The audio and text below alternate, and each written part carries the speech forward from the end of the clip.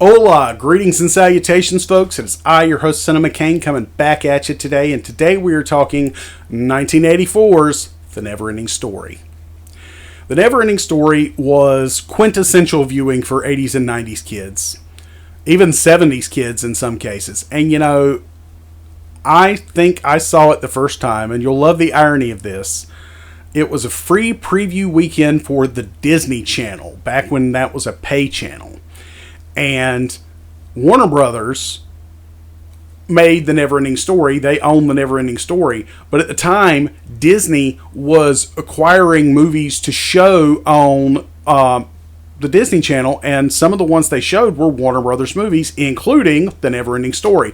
So I saw The Neverending Story, a Warner Brothers movie, on the Disney Channel in like 1990 or something like that. This movie immediately struck a chord with me. I love sci-fi fantasy. You know this if you've watched the channel for a while.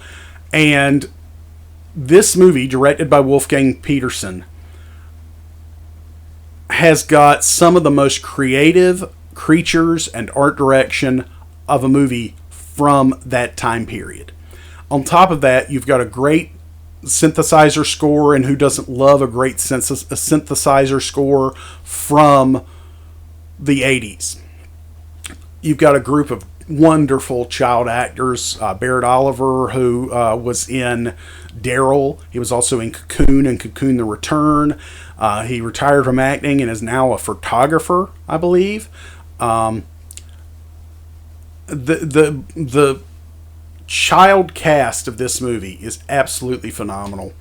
And for years now, there's been talk of a remake of The Neverending Story. At one point in time, Leonardo DiCaprio was actually attached to produce, but that was like 10 years ago or more. I have no idea where that stands at this point, but this original film is still considered a classic to those of us that grew up with it, and we wouldn't want to see it touched if we could have it avoided. The one scene most people know, even if they've never seen the movie, is the scene where Artax the horse drowns in the swamp of sadness.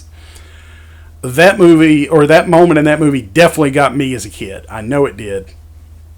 But on top of all of this, you have a wonderful song, The Neverending Story, which had a prominent featured role in the end of the last episode of Season 3 of Stranger Things. So, if you're a fan of Stranger Things, if you've never seen The Neverending Story, I highly recommend that too. If you enjoyed this review of The Neverending Story, don't forget to click like, don't forget to subscribe, don't forget to click that bell notification so you know every time Cinema Kane has a new video uploaded. And don't forget to share this on all your social media platforms in an effort to help me grow my channel. And I'll see you next time at the video store.